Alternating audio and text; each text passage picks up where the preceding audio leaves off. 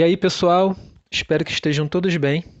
Na nossa aula de hoje, nós vamos falar sobre os Estados Unidos da América, né? Um país hegemônico que ainda mantém aí sua liderança economicamente, politicamente, né? De forma cultural também, ok? São eles, os Estados Unidos da América, tema da nossa aula. Vamos lá. A gente observa aí na tela a expansão do território dos Estados Unidos, né? A partir do Destino Manifesto, né? Destino Manifesto esse que a gente vai ver daqui a pouco o que significa, mas vamos ali olhar no mapa. Nós temos os Estados Unidos com a sua área original no século XVIII, né, em 1783, apenas esse pedaço aí em amarelo, e nós vamos ver essa estrutura, né, esse terreno, essa extensão territorial aumentar em direção a oeste e tomar todo esse território aqui em branco, que hoje representa ao todo os Estados Unidos. Vamos lá.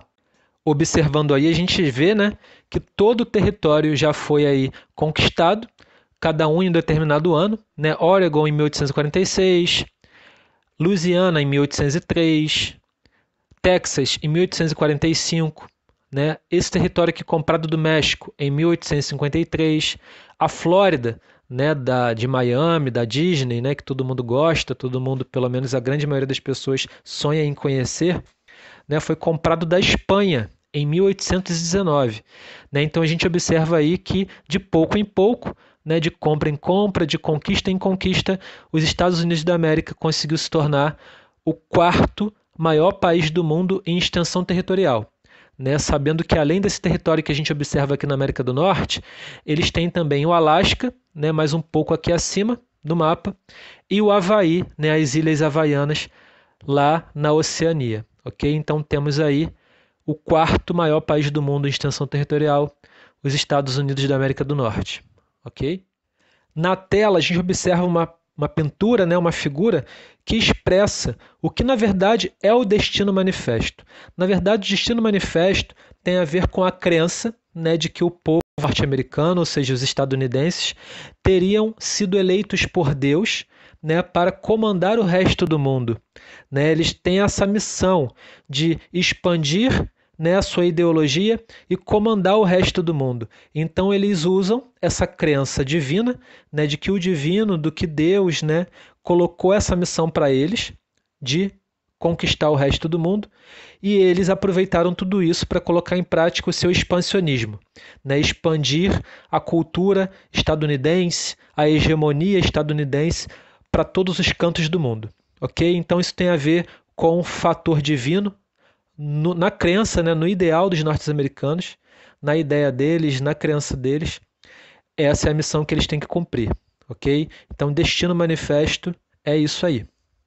Na tela a gente tem a divisão política com todos os estados hoje aí presentes nos Estados Unidos, desde o Texas aqui ao sul, aqui ó, a Dakota do Norte, no norte dos Estados Unidos, Califórnia e Oregon representando o oeste, e aqui representando o leste nós temos a Carolina do Norte, né, Virgínia, Pensilvânia, enfim, temos aí o território dos Estados Unidos, além do Alasca, como eu informei para vocês, que está na América do Norte, e o Havaí, lá no continente da Oceania, né, representando aí o quarto maior país do mundo, os Estados Unidos da América.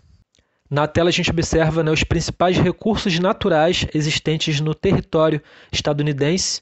São eles aí: urânio, acompanha a legenda, urânio, carvão mineral, petróleo, gás natural e refinaria de petróleo, né, estão espalhados aí com os símbolos. Dê um pause aí no vídeo para vocês analisarem com calma. Temos também os recursos minerais e energéticos, né, os mais aí expressivos nos Estados Unidos.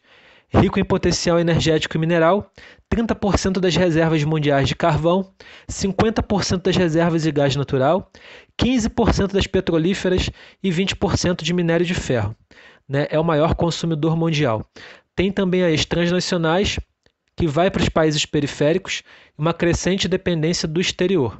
Okay? Então temos aí ricas informações sobre os Estados Unidos aqui, entre recursos minerais e energéticos, ok?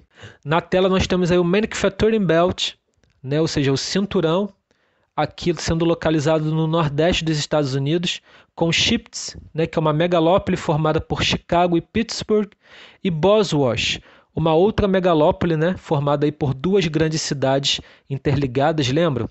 Nós temos aí Boston e WAS de Washington, ou seja, são duas grandes metrópoles interligadas, considerada uma megalópole. Aqui também são duas, né, grandes cidades, como eu já disse para vocês, Chicago e Pittsburgh. Ou seja, essa é uma área que já foi de grande investimento dos Estados Unidos, foi uma área riquíssima com um grande desenvolvimento tecnológico, populacional também, econômico, enfim.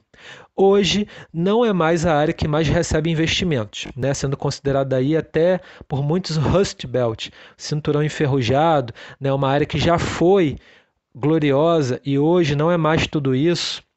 Está aí para nós o Nordeste dos Estados Unidos, local dos Grandes Lagos, Manufacturing Belt, ok? E aí está o espaço industrial dos Estados Unidos, né, com fatores do bom desempenho da indústria, um Estado supervisiona, estimula, intervém e regula a economia e tem como os objetivos políticos o neocolonialismo. Tá? E após a Segunda Guerra Mundial, novas fábricas no Sul e no Oeste, centros de produção científica e desenvolvimento tecnológico, ou seja, desde 1946 para cá, o Sul e o Oeste dos Estados Unidos passaram a ser as áreas com mais investimentos, sobretudo investimentos em produção científica e tecnologia, ou seja, pessoal, tudo a ver com o momento. Vamos observar. A gente tem aí agora o Sun Belt, né? Que são as áreas, como eu falei para vocês, aqui no sul dos Estados Unidos, indo para o oeste dos Estados Unidos. Né? A gente vê aqui ó, Miami, Dallas, Houston, San, que é uma outra megalópole, né? Duas grandes cidades, duas grandes metrópoles interligadas, são elas São Diego e São Francisco, né? Então San por isso, e aqui em cima Seattle, né? No noroeste dos Estados Unidos, mostrando aí para nós a área de maior investimento, que por sua vez tem aí chamada de Vale do Silício, né? Porque aí promove o maior desenvolvimento tecnológico dos Estados Unidos. Tem aí o Silicon Valley Power, Silicon Mountain, né, várias empresas aqui concentradas no sul e no oeste dos Estados Unidos, por isso chamado de Sun Belts, né, e esses aqui são os tecnopolos, né, polos de desenvolvimento tecnológico, ok? E aqui a gente observa novas áreas de atração tecnológica, ou seja, todas elas localizadas no sul e no oeste dos Estados Unidos.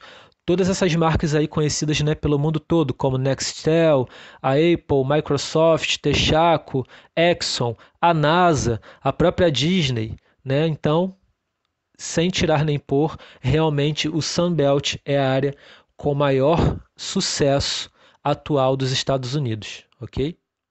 Nessa tela, pessoal, a gente observa um pouco sobre a população dos Estados Unidos, que é nada mais nada menos que a terceira maior população do planeta, com 304 milhões de habitantes, tá? E tem uma elevada taxa de crescimento vegetativo e fundamentalmente da recepção de imigrantes, que começou logo após a independência, em 1776, né, lá para o fim do século XVIII.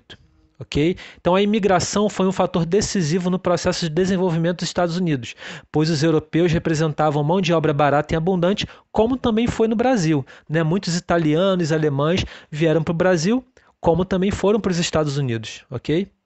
Só que a partir da década de 80, né, do século XX agora, o século anterior, passou a receber sobretudo pessoas provenientes da América Latina. Né? Deixaram de ser europeus para agora serem latinos. Tá?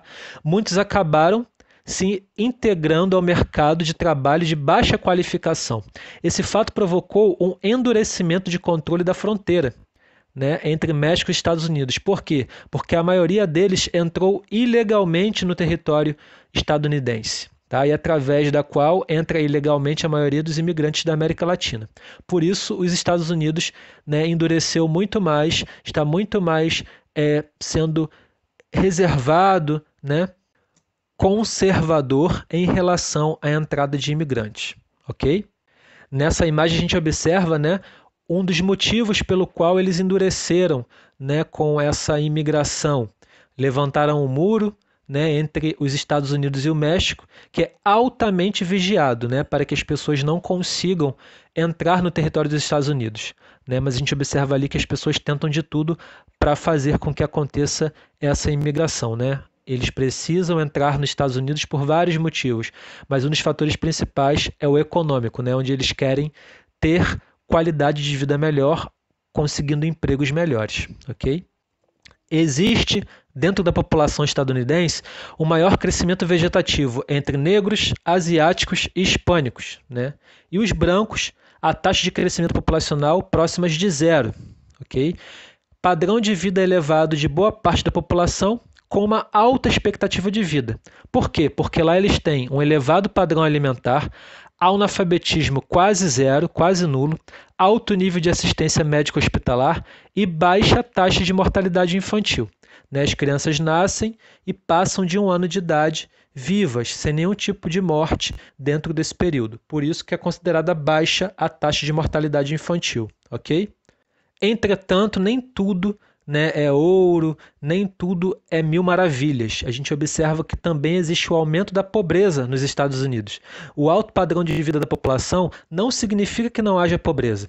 Tá? Cerca de 40 milhões de pessoas vivem abaixo do padrão de pobreza norte-americano. Ok? A pobreza é maior entre hispânicos e negros. E essa situação reflete-se na expectativa de vida da população negra, que é de 71 anos, enquanto a dos brancos é de 79 anos.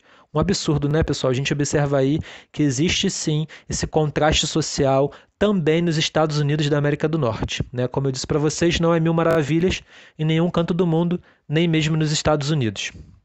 Espero que vocês tenham gostado, pessoal, dessa aula. Qualquer dúvida, coloque lá no post ou aí nos comentários. Tá chegando gente nova aí, eu peço que dê um like no canal, eu gostaria da participação de vocês. Um abraço e até a próxima. Tchau, tchau.